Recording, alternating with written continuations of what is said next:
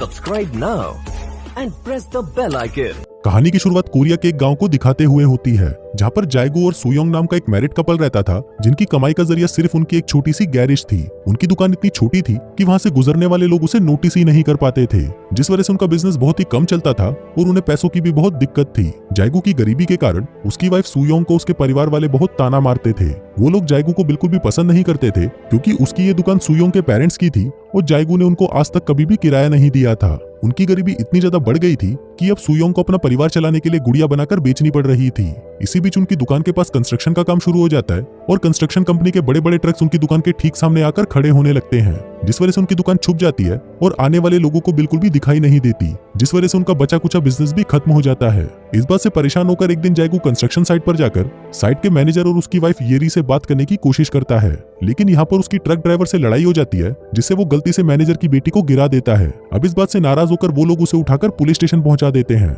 जहाँ पर एक ऑफिसर उससे कहता है कि उसकी शॉप ठीक नहीं चलती तो उसे किसी और को उसका जिम्मेदार नहीं ठहराना चाहिए। तभी एक ऑफिसर आकर कहता है कि वो दुकान जायगू के ससुर की है और वो उस दुकान को बेचना चाहते हैं, जिसके बाद पुलिस उसे लास्ट वार्निंग देकर छोड़ देते हैं। फिर घर लौटते वक्त रास्ते में उसे एक आदमी परेशान दिखाई देता है। दरअसल उसका ट्रक खराब हो चुका था और वो उसे कबाड़ी के पास बेचना चाहता था।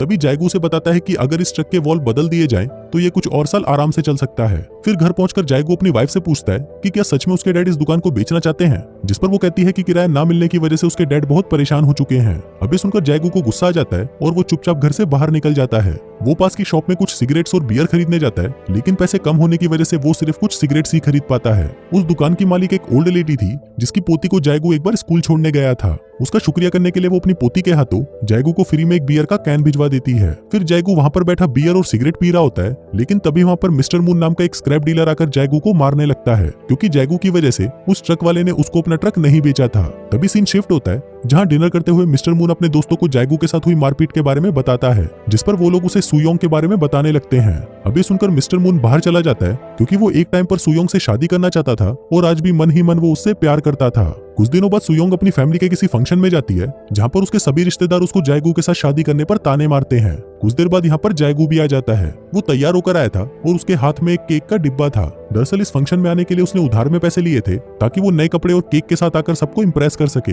लेकिन जैसे ही वो दरवाजे पर पहुंचता है, तभी बाहर से ही उसे सुनाई देता है कि कुछ लोग उसकी बुराइयां कर रहे हैं। वो लोग उसकी गरीबी और मजबूरी का मजाक उड़ा रहे थे। तभी शर्म के मारे वो अंदर नहीं आता और बाहर से ही वापस चला जाता है। फिर रास्ते में वो देखता है कि एक कार रोड के बीचों बीच टायर पंचर की वजह से रुकी हुई है। फिर वो फटाफट उस कार के टायर को चेंज करके ठीक कर देता है। अब इतना देर रात का समय था और इतनी रात को उन्हें और कोई मैकेनिक नहीं मिलेगा, ये सोचकर जायगू उनसे ज्यादा पैसे मांगता है। इसके बाद वो उस टायर के पंचर का रीजन चेक करने जाता है, तो वो देखता है कि वहाँ पर एक कील पड़ी थी। फिर उसी वक्त वहाँ पर सुयोंग अपने एक रिलेटिव की कार से उतरती है, जिसके बाद वो जायगू को इग्नोर करके वहाँ से निकल जाते हैं। अब ये देखकर जायगू को बहुत बुरा लगता है, जिसके बाद सुयोंग के साथ उसकी बहस हो जाती है। फिर सुयोंग को शांत करने के लिए जायगू उसे वो पैसे दे देता है जो उसने उस कार को ठीक करके कमाए थे। उस रात जब वो दोनों साथ में सो रहे थे, तो जायगू को नींद नहीं आती, क्योंकि उसे बार बार अपनी बेइज्जती याद आ रही थी। इसलिए वो बाहर रोड पर निकल जाता है और कुछ किलो को एक साथ हर जगह पर बिखेर देता है। उसका ये प्लान काम कर जाता है और अगले दिन उसके पास एक कस्टमर टायर का पंचर लगवाने आता है, जिसके बाद जायगू उस आदमी से पहले से भी ज्यादा पैसे मांगता है।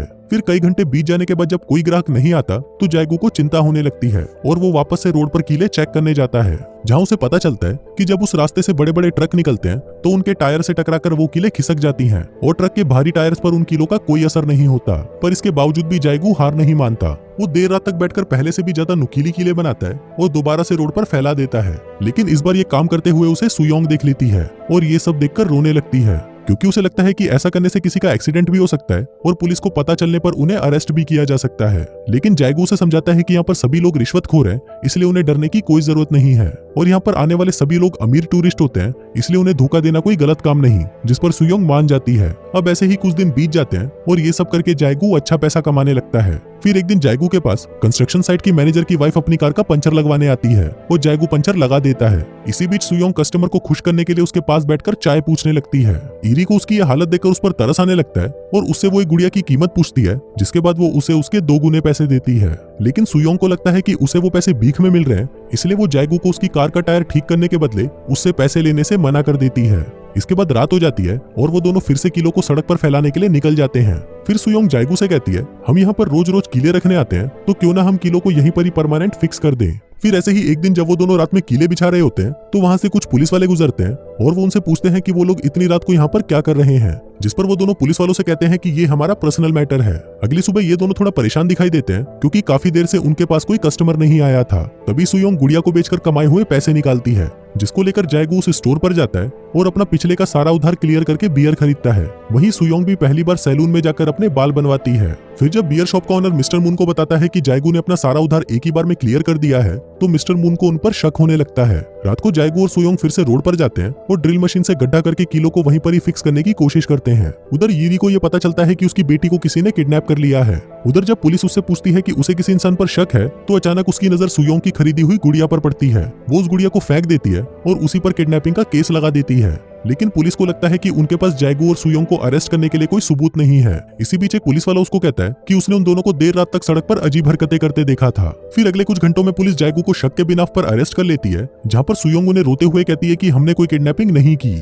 इसके बाद जायगू से पुलिस स्टेशन पर पूछताछ की जाती है और दूसरी तरफ कुछ पुलिस वाले उसकी दुकान पर तलाशी लेने जाते हैं। वहीं सुयोंग के डैड को दुकान का मालिक होने पर बुलाया जाता है, लेकिन वो अपनी बेटी और दामाद को सपोर्ट करने की बजाय अपनी बेटी की ही इंसल्ट करता है कि उसने जायगू जैसे आदमी को चुनकर अपनी जिंदगी खराब कर ली है।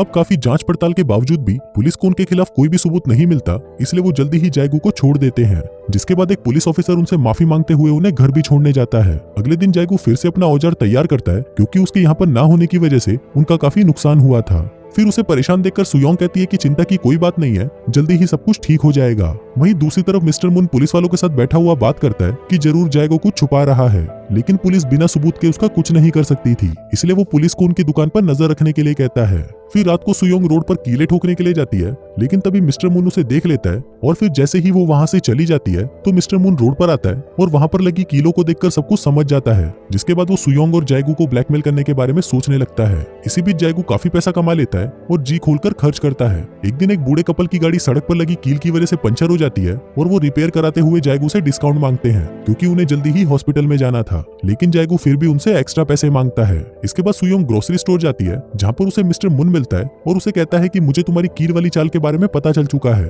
और अगर तुम चाहती हो कि मैं इस राज को राज ही रखूं तो इसके बदले में तुम्हें अकेले में मुझसे मिलने आना होगा। फिर उस रात दोनों में से किसी को नींद नहीं आती।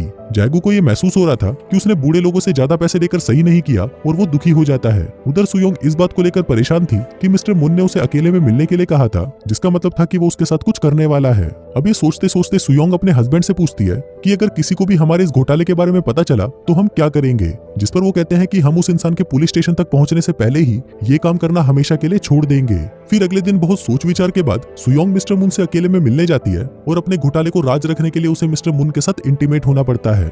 इसके बाद मिस्टर मून पुलिस को कहता है कि उसे जायगू की दुकान पर नजर रखनी चाहिए। उधर मिस्टर मून के साथ इंटीमेट होने के बाद सुयोंग अपने आप से ही नफरत करने लगती है। वो खुद को बुरा भला कहती है कि तभी रास्ते में उसे कुछ पुराने दोस्त मिलते हैं और उसे अपने साथ शॉपिंग पर चलने के लिए पूछते हैं। अब वो अपना माइंड डाइवर्ट करने के लिए उनके साथ चली जाती है। जिसके बाद जब वो देर रात वापस अपने घर लौटती है तो जायगू उसको देखकर चौंक जाता है क्योंकि वो एक न्यू हेयर कट करवाकर और ढेर सारे कपड़े लेकर आई थी। जायगू कहता है कि मैंने तुम्हारे लिए खाना बनाकर रखा है, लेकिन वो उसकी बात इग्नोर करके नहाने चली जाती है और मिस्टर मून वाली बात को याद करके रोते रोते सो जाती है। कुछ दिन बाद जायगू को अपनी शॉप के पास एक कार का एक्सीडेंट हुआ दिखता है। उसे लगता है कि वहाँ पर पुलिस आने वाली है, इसलिए वो वहाँ पर गड़ी हुई कीलों को निकालने लगता है। लेकिन तभी अचानक कार में से एक आदमी निकलता है और जैसे ही वो जायगू को देखता है वो वहां से भागने लगता है। उसके जाते ही जायगू कार को चेक करता है तो उसे पता चलता है कि वो आदमी किडनैपर था जिसने ईरी की बेटी को किडनैप किया था। अगले कुछ ही घंटों में वहां पर बहुत सारे रिपोर्टर्स आ जाते हैं और उसकी दुकान के पास जमा हो जाते हैं। सभी को लगता है कि जायगू ने ईरी की बेटी को बचाया है और सब उसे हीरो समझकर उसका इंटरव्यू लेने लगते हैं। और तो और उस गांव के गवर्नर भी उसे बधाई देते हैं। फिर जब सुयोंग के डैड को ये खबर मिलती है तो वो गवर्नर से पहचान बढ़ाने के लिए अपने दामाद से प्यार का झूठा नाटक करने लगते हैं। गवर्नर जायगू को इनाम के तौर पर बहुत सारे पैसे देता है और उन पैसों से वो अपने ससुर की दुकान खरीदने की बात करता है, लेकिन जायगू का ससुर उस दुकान की कीमत बढ़ा देता है। इसके बावजूद भी जायगू वो दुकान खरीद लेता है और सुयोंग के पूरे परिवार के सामने अपने ससुर को शर्मिंदा करते हुए उनसे पेपर्स पर साइन करवाता है। फिर कुछ ही दिनों में वो दोनों एक कार भी खरीद लेते हैं, लेकिन तब भी वो अपने खर्चे रोकते नहीं। अब जब सभी लोगों को उन पर भरोसा हो गया था, इसके बाद भी वो लोग रोड पर कीले ठोकने के साथ साथ अपना बिजनेस जारी रखते हैं। जिसके बाद वो अपनी दुकान पर इलेक्ट्रिक साइन लगवाते हैं, फैंसी कपड़े खरीदते हैं और महंगे महंगे रेस्टोरेंट में जाकर डिनर भी करते हैं, जहाँ बैठकर वो लोग अपने शहर छोड़कर दूसरे शहर जाने की बात करते हैं। वहीं जायगो का कार रिपेयर बिजनेस अब और भी अच्छा चलने लगा था और मिस्टर मून के पास कस्टमर कम होने लगे थे, जिस वजह से वो अभी भी सुयोंग को ब्लैकमेल करने के लिए अपने पास बुलाता है, लेकिन सुयोंग उसके सभी कॉल्स को इग्नोर कर देती है। जिसके बाद से ही एक अनजान कार जायगो का पीछा करना शुरू कर देती है। फिर एक दिन जायगो एक दुकान के बाहर बैठा बियर पी रहा होता है कि तभी अचानक उसे एक पुलिस वाले की आवाज सुनाई देती है, जिसका पीछा करते हुए वो एक हॉस्पिटल पहुंचता है, जहां उसे पता चलता है कि उसकी लगाई हुई कीलों की वजह से एक और ड्राइवर का एक्सीडेंट हुआ था।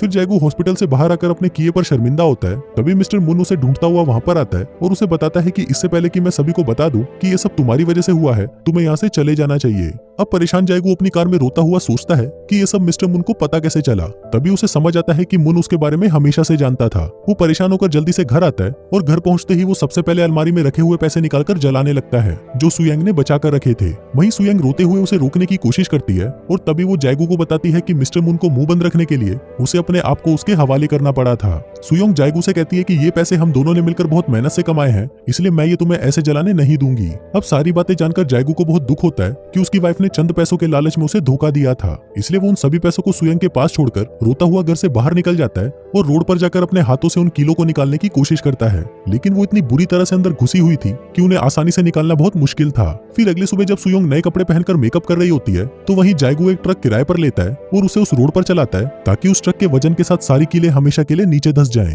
और इसी के साथ ही ये कहानी यहीं खत्म हो जाती है।